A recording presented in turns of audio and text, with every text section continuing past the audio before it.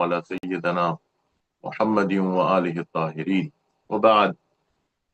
In the previous session, we had covered, I think, the up till the wuzu, and one of the things that was left in the wuzu was wuzu jabira, which is that if you have a wound on any of the parts that you need to perform the wuzu upon, and there's a bandage on top of it, or for example, something is tied on top of it and you cannot remove it. And if you remove it, it's gonna be harmful for you. For example, if your arm is fractured and you've got something on your arm, right? So what do you do then? What is the way of doing the wuzu? Now the wuzu must be done, but it is done in a special way, and that is called wuzu jabira. And I'll show you how it is done.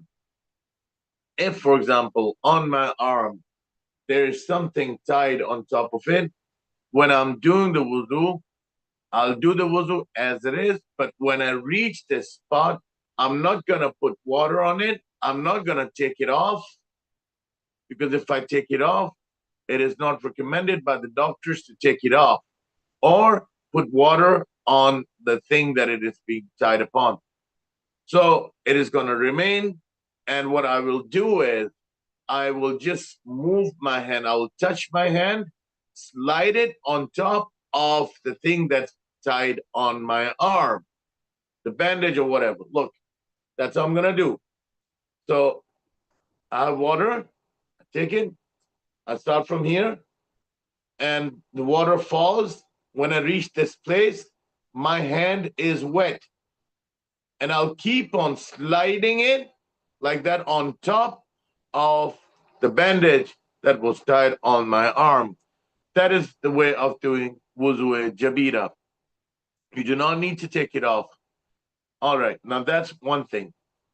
There's another thing, and that is that if water should not be touched anywhere if the water is harmful for you, if the wuzu is harmful for you, if the doctors say there is harm will come to you if you do wuzu, then what do? You do tayammum. That's number one. And number two, if there is no water available and you've got to do the namaz, you've got to pray, what do? Tayammum. And the third thing is that if there's shortage of time, by the time you go and look for water and you're going to do the wuzu, you're in a place where there's, the namaz is going to be qaza, there's very short time left. Then what you need to do is you need to do tayammum. These are the only three conditions where you should do your tayammum. And the fourth one is if, for example, ghusl was wajib upon you, but there was no water available, or the water is harmful to you, or there is shortage of time, then you got to do it and when you were required to do the ghusl, instead of the ghusl, you're going to do the tayammum, because one of these three conditions applied. So what is the tayammum?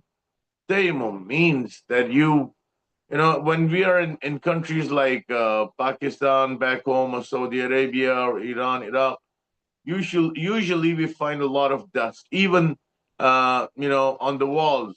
So if you see there's dust sitting there, then you can do tayammum upon that as well. Tayammum is done basically on a soil that is mubah, which means that it is pak, it is tahir, and it is not being acquired in the wrong way from someone else. Like it is somebody else owns this and he's not willing, he's not okay with it, and you're taking the soil without his permission and you're doing the the tayammum on top of it. So it has to be mubah. It has to be something that nobody has any objection to it. It is either yours and it is pak. And what do? You do the niyat, and I'm doing tayammum instead of wuzu, or I'm doing tayammum instead of ghusl. And what do? These are my two hands. If it is on the floor, the soil that is pak and tahir, I hit my hand hard on that soil, right? Number one, hit it. And now that I've got soil on my hand, I shake it so it falls off. Yeah. And then where the hair begins, I hold it like this and come up to here. That's it. And then right hand, with the right hand, you go like this, slide like this. And then with the left hand, slide like this. Starting from the wrist, right? Did you see that? Like this from the right hand and like this from the left hand.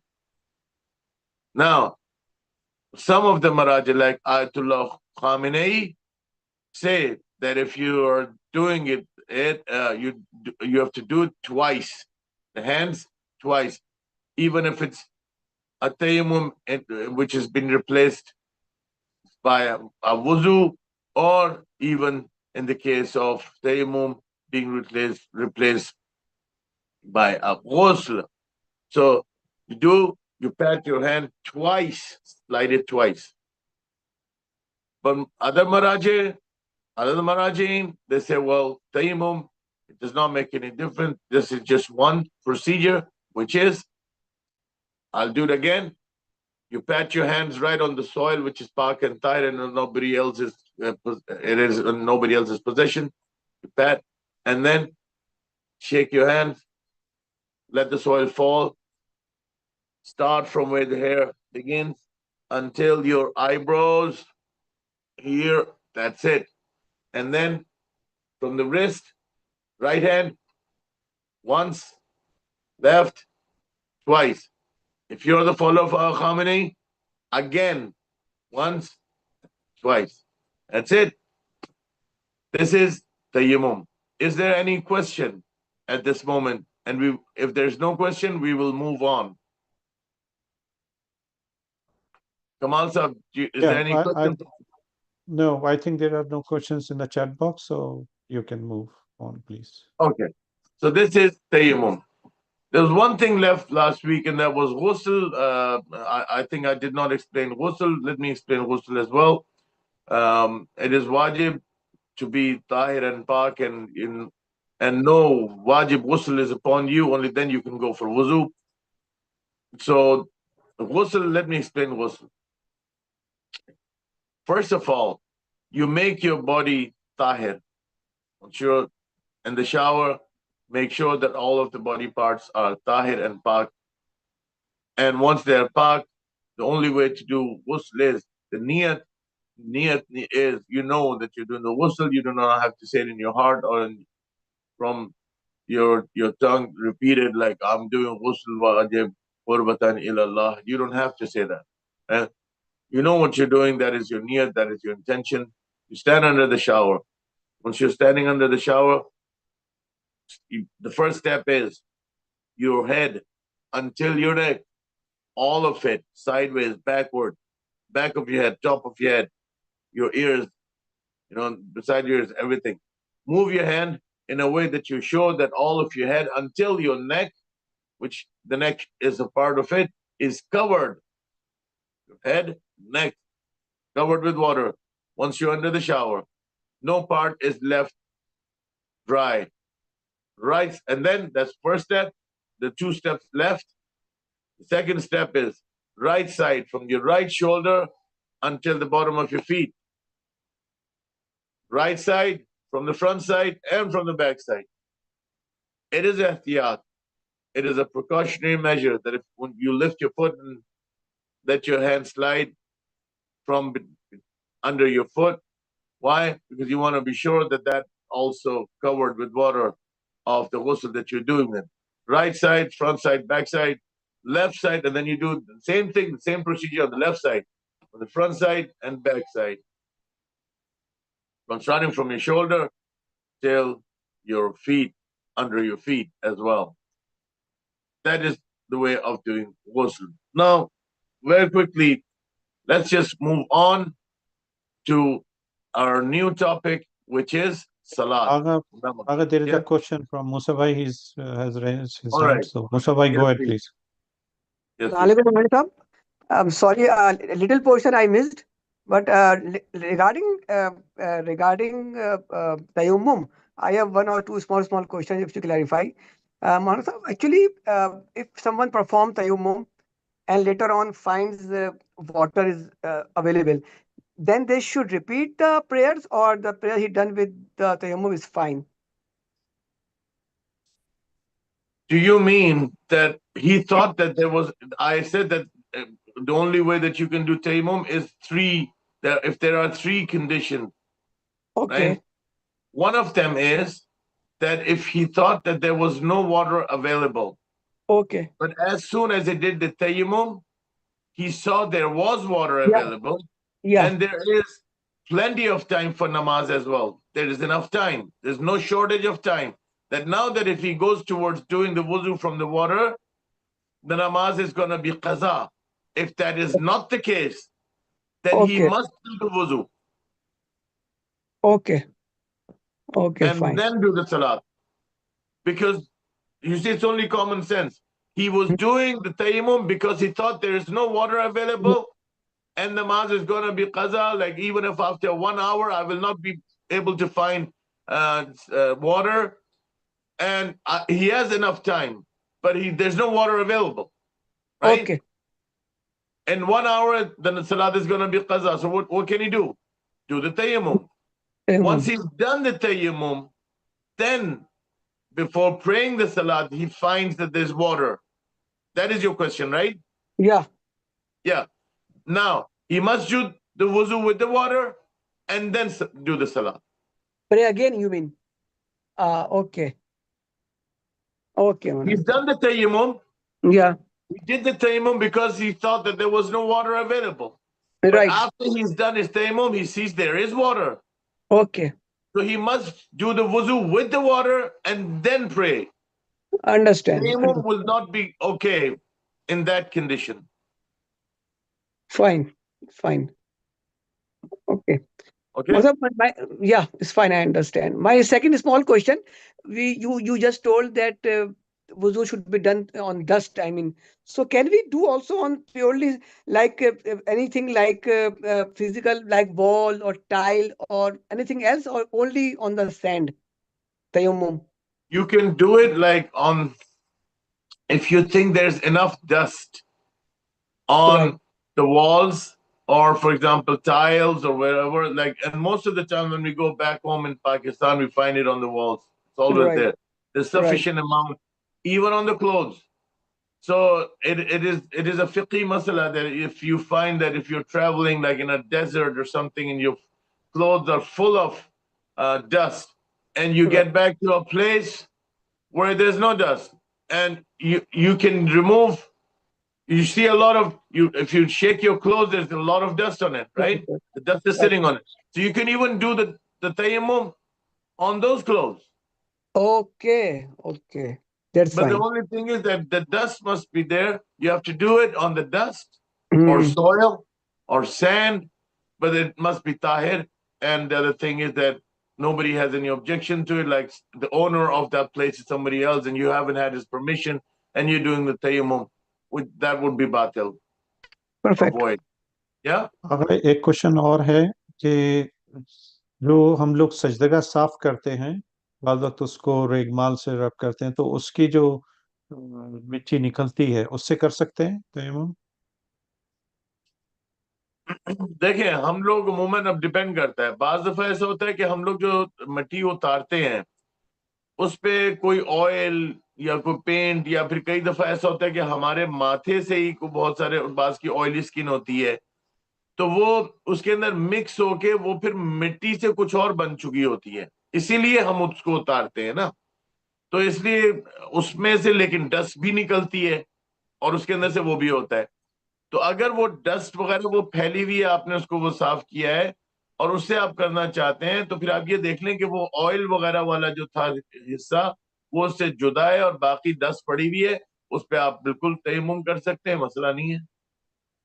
ठीक है। और अच्छा, अगर नहीं है available, तो उसी सजदगा को थोड़ा सा रगड़ के, यानी कि उसमें ऑयल वॉयल नहीं है, साफ सजदगा है, थोड़ा सा रगड़ के और उसकी मिट्टी निकाल के और उससे कर लिया जाए, अगर आप बहुत किसी ऐसी बेहतरीन बात की आपने, बहुत अच्छी बात है कि अगर दाएं बाएं, जैसे आप कनाडा में हैं, अमेरिका में हैं, कहीं पे हैं, आपको डस्ट सॉइल वगैरह, किसी आप कॉन्डो में, बिल्डिंग में कहीं है, कुछ नहीं अवेलेबल, अब आपने तयम्मुम करना है, क्या करेंगे? तो ये बेहतरीन बात आपने की है कि आपके पास सिजदगा तो है, और कहीं पे से कोई नाइफ वगैरह, कोई छुरी वगैरह लेके उसको खुरचें, खुरच के उसमें से जो डस्ट और पाउडर निकला उसको आप फैलाएं और उस पर आप तयम्मुम कर लें। लेकिन फैला वो इतना होना चाहिए कि आपके दोनों हाथ जो है उसके ऊपर लगे, ऐसा ना हो कि वो खाली थोड़ा सा ही लगा हुआ हो। पहले वाले सवाल का भी और आपके भी, ये ना हो कि इतना सा हो कि आपके बस चंद यानी इधर हिस्सा आपका हुआ, पूरा हाथ के ऊपर आपके लगे, इतना हो तो उसको आप फैला भी सकते हैं। बहरहाल ये बड़ी अच्छी बात आपने की है, माशाल्लाह, ये बहुत अच्छी वो है, सजेशन भी अच्छी है। और ठीक है, और कोई क्वेश्चन नहीं है तो अच्छा, आप तो अब हम नमाज की तरफ मूव करते हैं। नमाज में ये समझ, now we're going to move, sorry again, so we're going to move towards salat now. Namaz has got wajibat in it, and there are rukun as well. And let me explain. The wajibat, there are 11 wajibat in the salat, right? Now 11 wajibat, those wajibats, if, for example, if by mistake or you've forgotten or something, there is a solution to it, and your namaz does not become batil. But then there are arkan of salat. These arkan, all of the wajibat, when you see, some of them are arkan. These arkan, if you have missed them, increased in quantity, then it was prescribed. For example, you're supposed to recite the shahud once and you do it twice. Sajdas are like, for example, twice in one rakat, and you do it 3 times. Or you reduce it. For example, you do once. Then, or you've missed out totally on it. So that is, if you've missed out on rukun, then your namaz becomes batil. Now, let me begin with before I get into that, let me begin with the niyat first. Sorry, I'm fasting, so I apologize. Let me go back to where the namaz starts from. The niyat. Niyat is your intention. Now, you do not have to say it from your mouth, like I am reciting 2 rakat fajr qurbatan ilallah, wajib qurbatan ilallah. You know that you're praying fajr, that is enough. You do not have to repeat it. You do not have to say it, even in your heart. But if, for example, you're reciting 4 rakats, and then you recite 4 rakat again, and you do not, and you know that Zohr is first and Asr is later on. So you recite the 4 rakats, you have recited the 4 rakats, and you recited the 4 rakats again. But you didn't specify when you were doing it, that this is Zohr and that's Asr. Your namaz will be batil if you had done Asr before Zohr, right? In this case, you have to specify that 4 rakats was Zohr. So I believe I've made myself very clear. You should be very sure of what you're doing. That is your niyat. And that niyat, that intention needs to stay until the end of your salat, until you're doing your salam. It means that in between your salat, I'll give you an example. And that's the example given in all of the Tawzil Masails. If somebody asks you, what are you doing? So you should be able to say, well, I'm reciting Maghrib and I'm in the 2nd rakat. And I've just, done, I'm going to do my ruku now, for example. Yeah. So you should, if you know what you're doing, that is your niyat and that is your intention. That intention should stay until the end of your salah. So basically, if you know what you're doing and you're doing that and your intention is of doing that, that's fine. That is your niyat. Also, when we move on to, after the niyat, we move on to takbiratul ihram. First of all, now we're going to move on to takbiratul ihram. Is there anybody who has a question about this, about the niyat? Or should we move on? No questions, sir. No questions? Good. Now we move on to takbiratul ihram. What is takbiratul ihram? Takbiratul ihram is after you make the niyat, you're going to do your takbiratul ihram, which is saying Allahu Akbar. Now, Allahu Akbar, these are two words. They should be said separately, but without giving a gap. Allahu Akbar. It should be said in a way that you're able to clearly understand and listen to yourself that you're saying Allahu Akbar. But here is the point. Your namaz can become void and batil if you say Allahu Akbar in order for you to impress others. If you're showing off to others, like, oh my God, this guy is such a moment. Look at the way he says Allahu Akbar. So his pronunciation is 100% correct. And look, he's such a moment. He's praying salat and stuff like that. The very moment you say Allahu Akbar and your niyat is for somebody else, your salat becomes what? Void. Your salat didn't even begin. By saying Allahu Akbar, it was cancelled, it was void. Do it again. Do the niyat again. If that feeling comes in your mind, do the niyat again. Say Allahu Akbar again. And be sure that it is only meant for Allah subhanahu wa ta'ala. There are certain cases when you see that the intention is for both. You're doing this for Allah and you're also showing off to others. That look what I'm doing for Allah. So now you're doing your salat for Allah and for others. In this case also, your salat is completely batil and void. Starting from takbiratul ihram until your salat ends. In between also, when you see that there are mustahabat of namaz and there are wajibat of namaz, arkan namaz, for example, you're doing your qunut, which is not wajib, which is not the part of salat, but it is mustahab. It is a mustahab part, recommended part. You're doing your qunut and suddenly you want to show off, like you want to extend your prayer, or you want to add a prayer for others to understand and then feel that, wow, this guy is such a noble guy, such a moment, look at him pray. So you want to impress others, even if it is during mustahab amal, all of your salat becomes void. So basically, starting from the takbiratul ihram till your salam, when you say Allahu Akbar, Allahu Akbar, Allahu Akbar 3 times, in between, if there is this kind of a feeling develops into you or that occurs, your salat is batil. Number 1. And now, coming back to takbiratul ihram, once you're doing your takbiratul ihram, you've done it. After that, qiyam is wajib. Now, how do you do your takbiratul ihram? You say Allahu Akbar. You should not be moving. Your body should not be moving. You should be still. While you are standing still and not moving, you should say Allahu Akbar. Raise your hand until your ears and say Allahu Akbar and stand still. And then this is called qiyam. This must be taken notice of. If you are moving or you take a step, but that was not intentional, it is okay.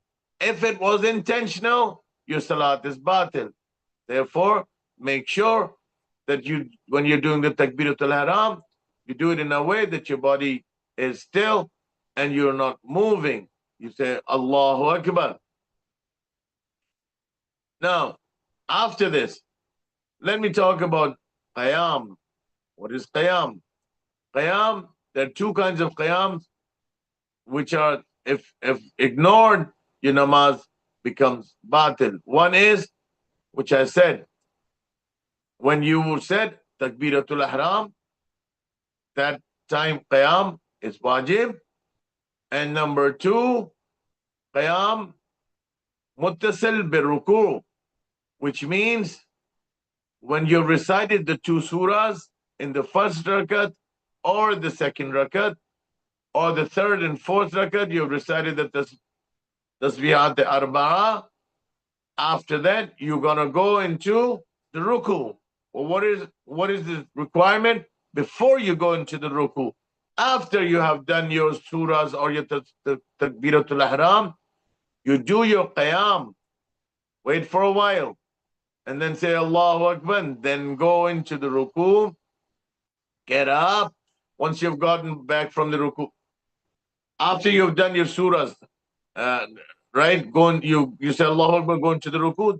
Now this is the qiyam that I'm going to do now, which is qiyam muttasil bir ruku, qiyam connected with the ruku. After I have done my ruku, I stand up firmly with my back straight, not bending. If I bend, that is wrong. And while I'm bending, I go into the sujood, that is wrong. You have not done your qiyam muttasil bi ruku. Qiyam connected with ruku comes after the ruku, but you must stand up after the ruku, stand still just for a while. It could be 1 second, but you have to stand still with your back straight and not bending. And then you go into the sajda. Is there any question from here until now? आप ये जो आप बाजमात नमाज है उसके आप बाद में एक्सप्लेन करेंगे या इसके साथ साथ ही पूछ लिया पहले तो जाएगा नमाज क्वेश्चन है? पहले तो नमाज में एक्सप्लेन करूं ना, जी फिर जी बाजमात नमाज। मैं कोई ये कह रहा हूँ कि क्वेश्चन आया? बाजमात के क्वेश्चन बाद में पूछे जाएं या अभी पूछ नहीं, लिया जाए? पूछ लें साथ के साथ पूछ लें। ओके, तो ये बाजमात नमाज में जो तकबीर है वो किस आवाज में कहनी है जो आप जमात में अगर पढ़ रहे हैं? लेकिन जमात में अगर आप पढ़ रहे हैं ना, तो आपने जो तकबीरतुल इहराम आपने कहनी है वो इस तरह हो कि वो आपको खुद को सुनाई दे जाए लेकिन दूसरों को अजियत ना हो। बिलखुसूस अगर नमाज पढ़ाने वाले के कानों तक आपका अल्लाहु अकबर कहना चला गया तो वो मकरूह है, तो आपकी नमाज का सवाब कम हो जाएगा। मकरूह यानी सवाब कम हो जाएगा आपका। तो ऐसा ना करें कि दूसरों को अजियत हो, या दूसरा ये कि कान पेश इमाम के कान में चला जाए तो मकरूह है।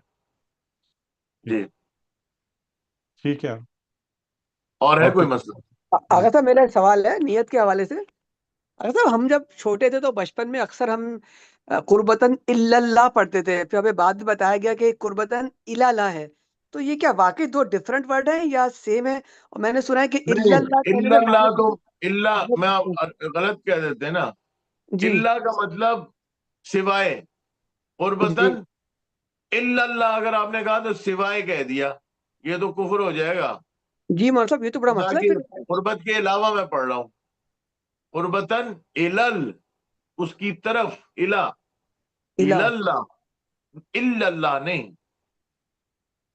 हम मौलवी कहते हैं ना ला इलाहा इल्लल्लाह, कोई इल्लल्लाह। माबूद नहीं है इल्ला, सिवाय अल्लाह के। मौलाना साहब ये तो बड़ा बारीक पॉइंट है। अक्सर मैंने देखा है इल्लल्लाह पढ़ रहे होते हैं, बाद इल्लल्लाह पढ़ रहे मैंने होते हैं। आपको अर्ज किया ना, इसकी जरूरत ही नहीं है, यानी जुबान से अदा करने की जरूरत ही नहीं, ना दिल से ना जुबान से अदा करने की जरूरत ही नहीं। फिर कैसे? नियत तो करनी है नमाज की, 2 रकात नमाज फजर पढ़ता हूँ, नियत का मतलब यह है कोई काम बगैर नियत के अंजाम ही नहीं हो सकता।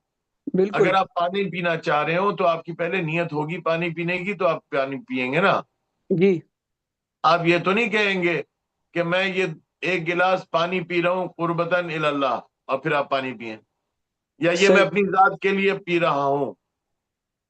सही है सही ना? तो जी। नियत तो आपकी होती है, तो फिर अमल का दरामद होता है, अमल सामने आता है।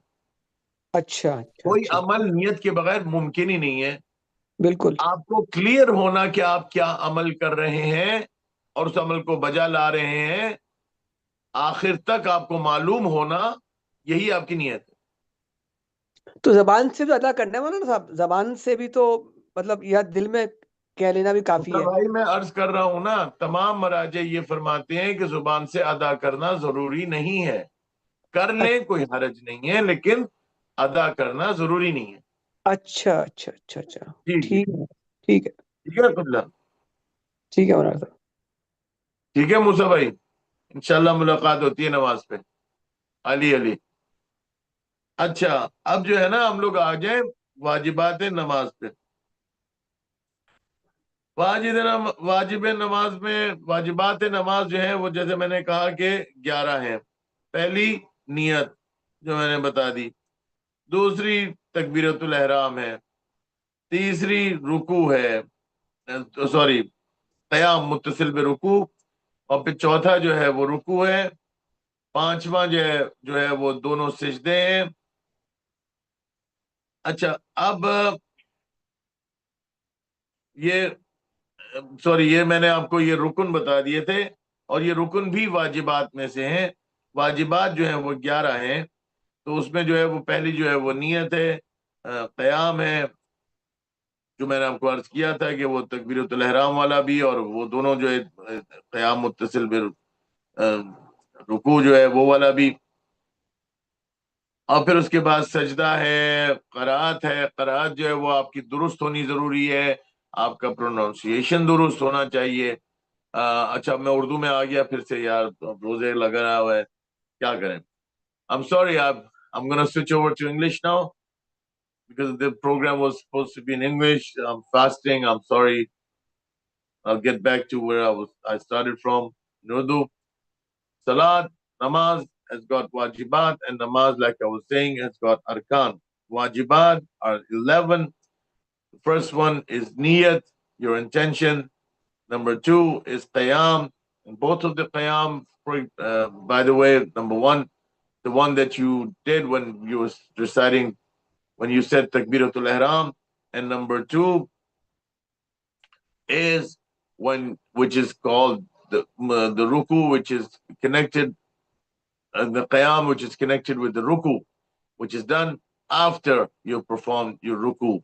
Qiyam is standing up with your back straight and not bending.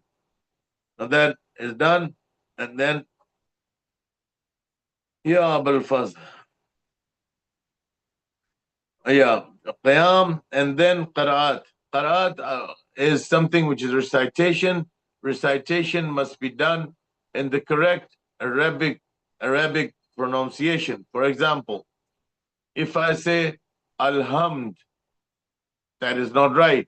I must say alhamd. Alhamdulillahi Rabbil Alameen. Ain. Now, these pronunciations must be correct.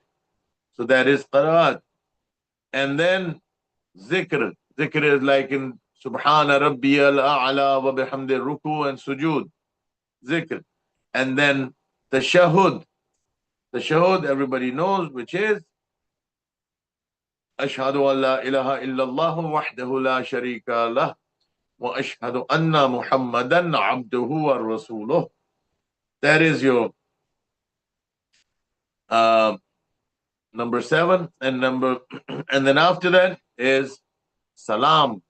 Salam, everybody knows. Assalamu alayka ayyuhan nabiyyu wa rahmatullahi wa barakatuh. Assalamu alayna wa ala ibadillahi salihin. Assalamu alaykum wa rahmatullahi wa barakatuh. Now there are two wajibat remaining. One is tartib and the other one is mawalat. What is tartib? Tartib is the step-by-step procedure, and all of these steps must be done in a proper sequence. For example, you were supposed to do ruku before sujud and not vice versa. All of the steps that have been given must be done in a sequence and in a proper way. number 1 coming at number 1, number 2 at number 2, and number 3, so on and so forth. What is mawalat? Mawalat is also wajib. Mawalat means that there should not be a gap between the 2 steps so much that people think that you're doing something else in between. So the gap should not be there. So that is mawalat. This is also wajib in the salat. Is there any question at this time? No questions. No question. Out of these wajibat, if, for example, something happens and you do, well, what you may call it, something you make a mistake, it's all right. But if it is the rukun, and what is the rukun? Rukun are 5, which is, and your salat will become batil if you make a mistake or do anything of that sort. Like if you increase it, decrease it, do it wrongly, miss out on it, then your salat becomes batil. Number 1 is niyat. Number 2 is takbiratul ihram. Number 3 is qiyam muttasil bi ruku. Number 4 is ruku itself. And number 5 is the sajda. Now, in Brother Kamal was just mentioning about Jamaat. So let's just do Jamaat in between as well. Certain of the masail that come up. When you know that I said sajda, there are 2 sajdas in a ruku, in a rakat, right? But if you do 3, then what happens? Your namaz becomes batil, your namaz is void. If you are in a Jamaat and you see that you've raised your head from the second sajda or your first sajda, but the Jamaat is still in the sajda, the Pesh Imam, the man leading the prayers, is still in the sajda, what are you required to do? Go back into the sajda. So that makes it 3 sajdas. That is not an issue. It will still be considered, when you're done with your 2 sajda, they will be considered as 2 and not 3. But this is an exception only in namaz Jamaat. Is there any question? No questions so far. No question so far. Okay. Allahumma salli ala Muhammad wa ali Muhammad. Now, we have done the masail of niyat, and we have done the masail, we have covered niyat, and we have covered qiyam. And now takbiratul ihram is also done. We'll just very fast move on. Qiyam is done. There was a few things that I need to discuss about qiyam is that once you're doing the qiyam, like I said, you should be standing firm and everything. Your back should not be bending. But if you and your feet should not be open in a way and they're extended to a point where people think that you're not standing. When somebody's looking at you and sees your feet are apart, and they're apart so much that when somebody looks at you, says that he's not in a standing position, your namaz becomes batil. And it is ihtiyat, it is recommended that they should not be extended a lot. Like even when people say that he's standing, but his feet are apart, look at him. I mean, that's no way to stand, right? So when somebody looks at you and says, well, he's standing, okay, yeah, right, he's standing, I can give you that much, but his feet are apart, they're really too much apart. So that is also mustahab, not to do that. It is recommended not to do that. So this is something that was left out in the qiyam, which I've mentioned. Now, qira'at. Qira'at is something that I've mentioned, that your qira'at needs to be perfect. And please, I have to insist when I say your qira'at has to be perfect and 100% correct, according to the rulings of all of the marajin. There's a question? No, but I will ask, like first you finish, then I will ask. Yeah. So what I was saying was that recitation needs to be perfect, 100% perfect, according to all of the marajin. So if you need any help, You can go online. There's so many videos available on YouTube and so many other social media networks. You can also, if you are in Milton, you can ask me, and you can come to me, and I can check if your pronunciation is correct or not. But wherever you are, in whatever city of you live in, there must be a Shia alim. You can go to that Shia alim and correct your pronunciation. And you could even go to some Sunni Arab or a Sunni Maulvi, if he knows, then you could get, but it is very necessary that your pronunciation is 100% correct. But then a problem occurs because it is not a language. There's no problem. There's no shame in it. If you cannot pronounce it correctly, there's no shame in it. Don't be worried about it, because that is not your language. You're not an Arab. It's perfectly fine. So get it corrected. If you do not get it corrected, your namaz is batil. If you pronounce wrongly, your namaz is batil and it is void. So it is necessary to do it. Now, sometimes there is a case when someone has tried his best. He's been trying and doing it for days and days, but he's unable to do it. Even in the end, he's unable to pronounce that word, that letter. For example, ha. He cannot do that. Or ain, or ha. Any of the letters that are difficult to pronounce.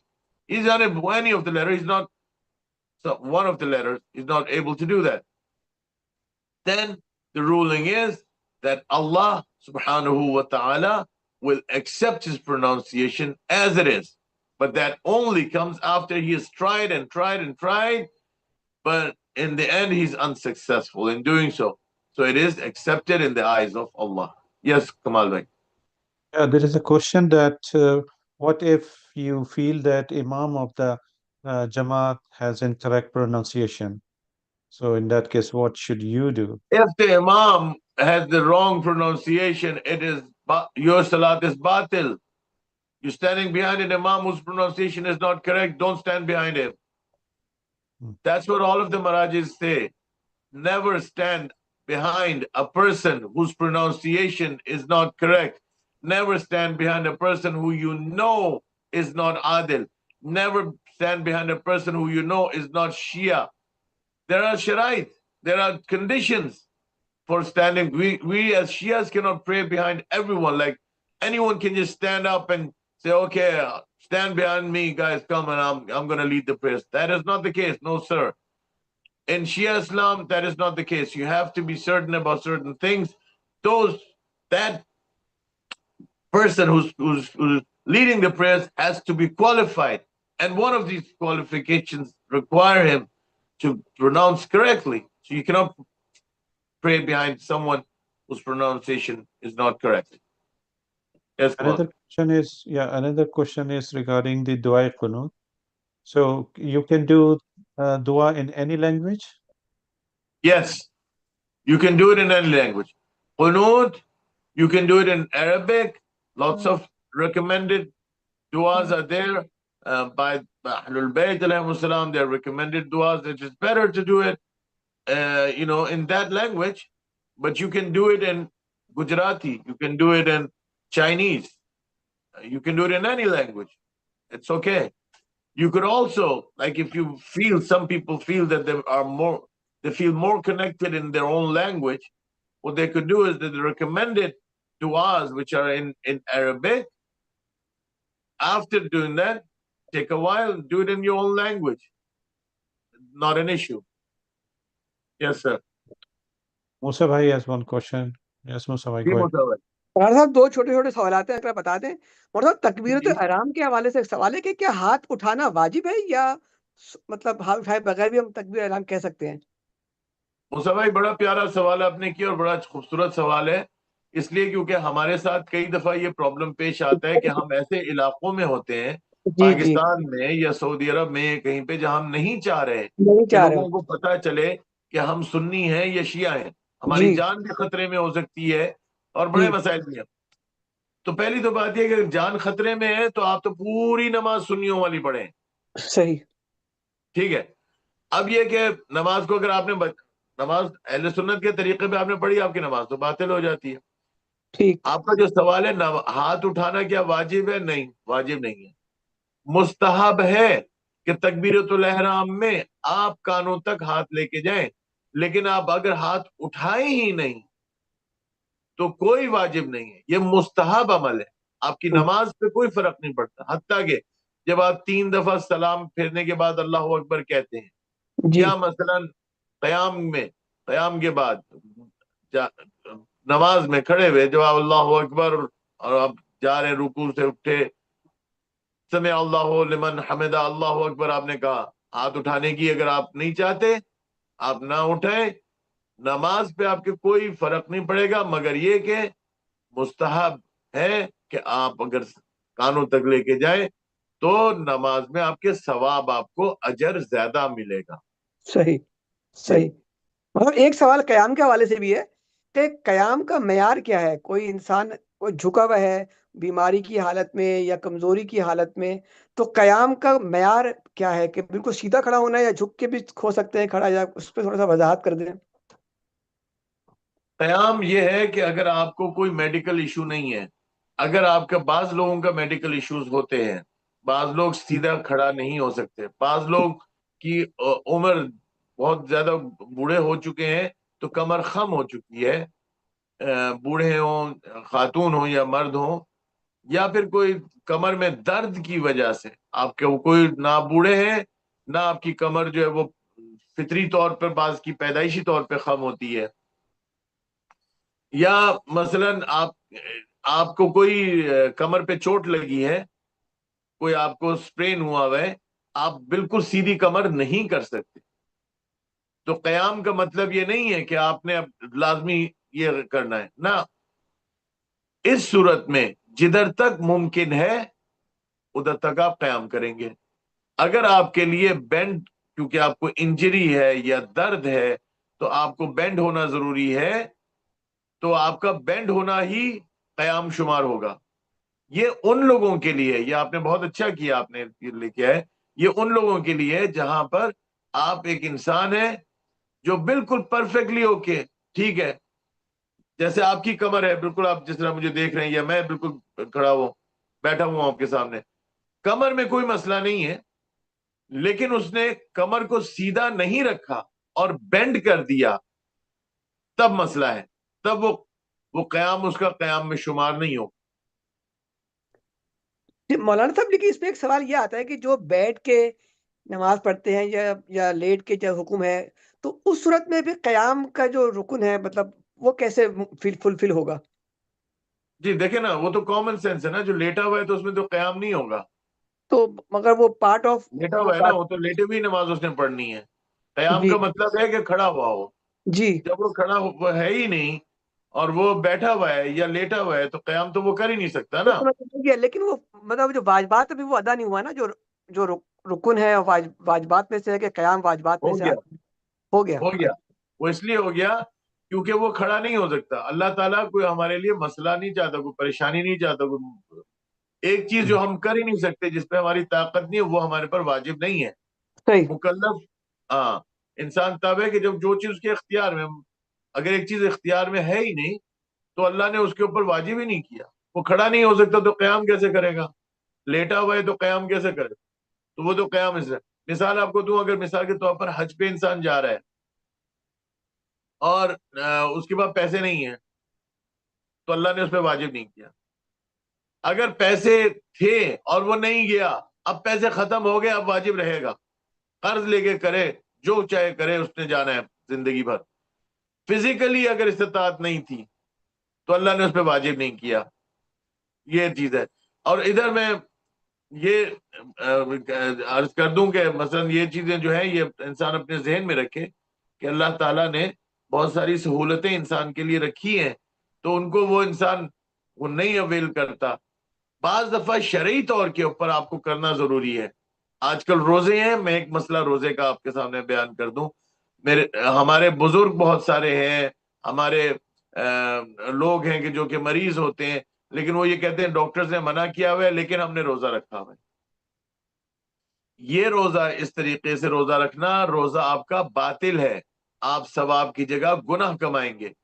अगर आपको diabetes है, वाज़े तौर पे मैं कह रहा हूं डायबिटीज है, डॉक्टर ने आपसे कहा है कि रोजा ना रखें, आप हार्ट के पेशेंट हैं, आपको कोई मेडिकल इशू है और डॉक्टर ने आपको मना किया है रोजा रखने से, लेकिन आप फिर भी रख लेते हैं, शिया फिक़्ह के हिसाब से ऐसे शख्स के लिए गुनाह है। रोजा ना हुआ आपका, रोजा था ही नहीं, आपने भूख हड़ताल की थी, आप भूखे रहे।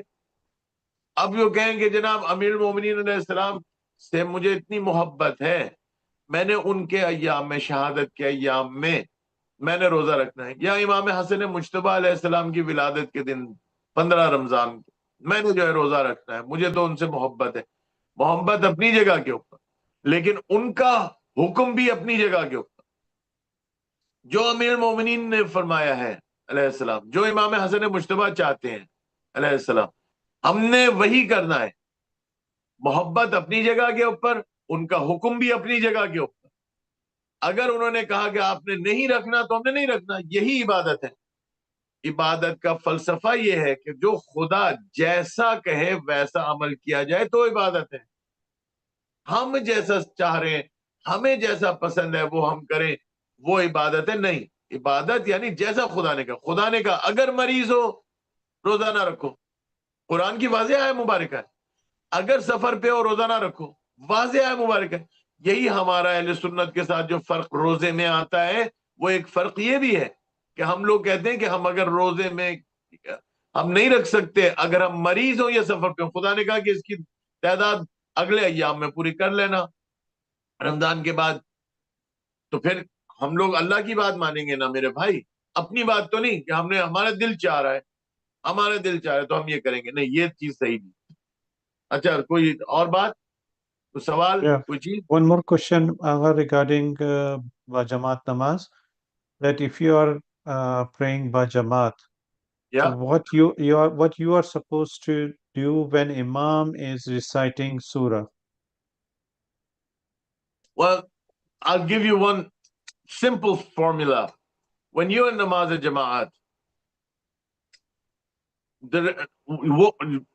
if the imam is reciting the salat, the two surahs that he recites in the first and the second rakat, starting from Fajr till Isha, the first two rakats, the first two surahs, Surah Fatiha, and after that any other surah, do not recite those surahs.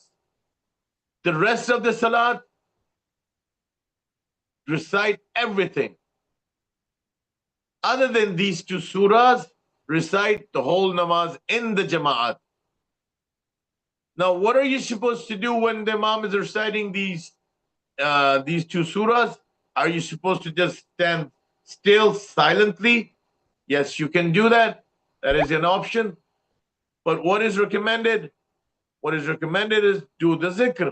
For example, you can say Alhamdulillah, Alhamdulillah, Subhanallah, Subhanallah, anything, zikr, right? While you're standing and you're listening to the imam, you can stand silently or you can do the zikr, right? Is that it? Yeah, thank you. Another question regarding the Jamaat connection, especially when ladies and gents are there in the same hall. So how do you connect? There are some confusion. Some ladies says that if you put like a handbag in front of the sajdaga, then the connection would not be there. Those kind of like points. Can you explain You that, put a please? handbag where? In front of the sajdaga. So there is a sajdaga. So where the connection is.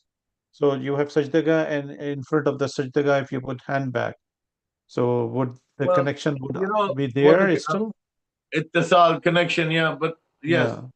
Yeah. Well, the thing is, it's not about the handbag, it's about the distance, right? If the distance is enough, then it's fine.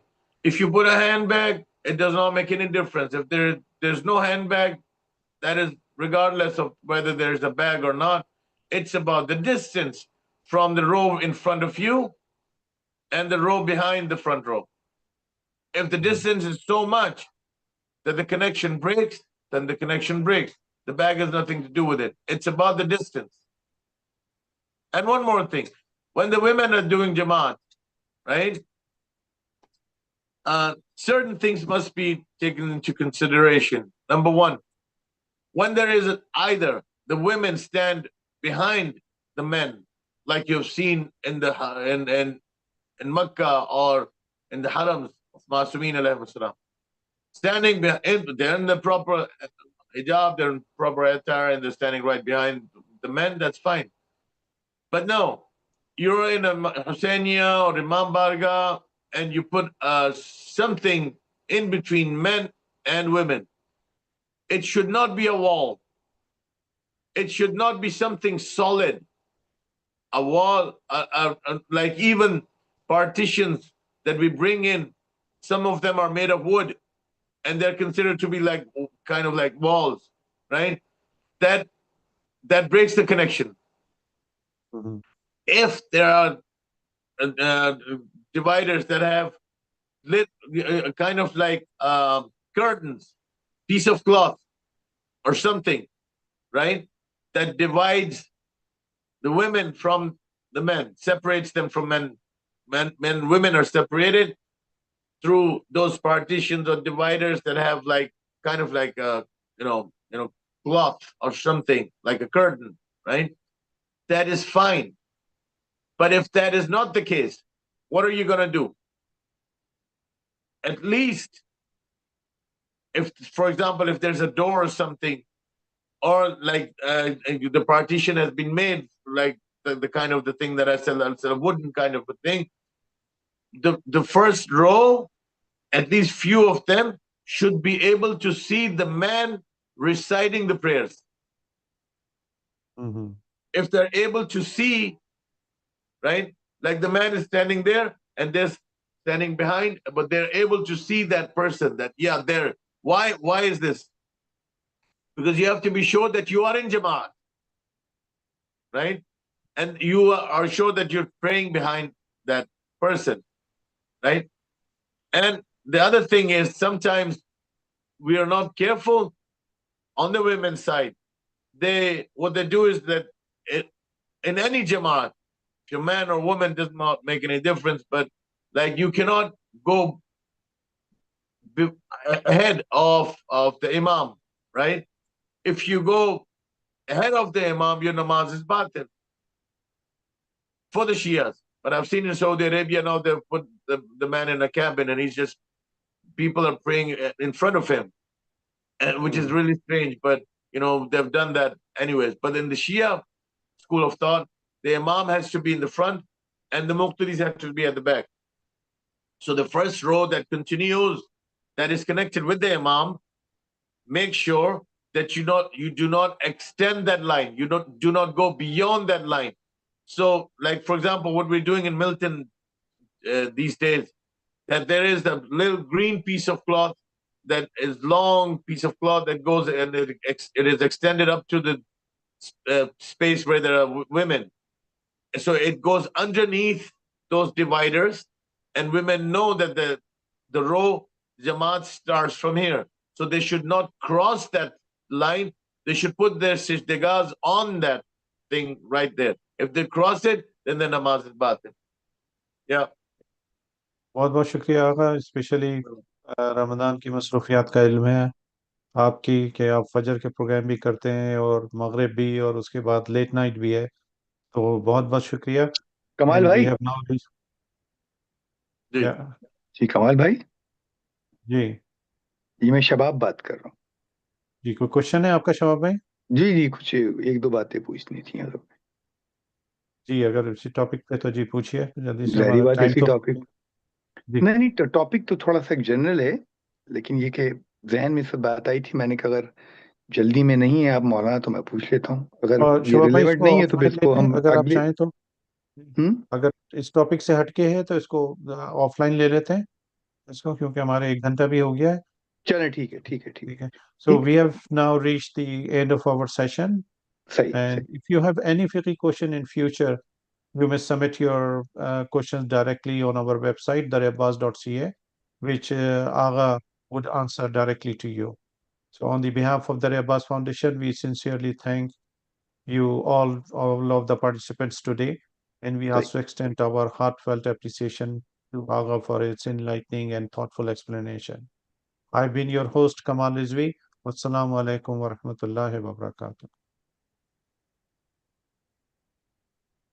جی شباب بھائی جی جی مولانا آپ ہیں life Recording.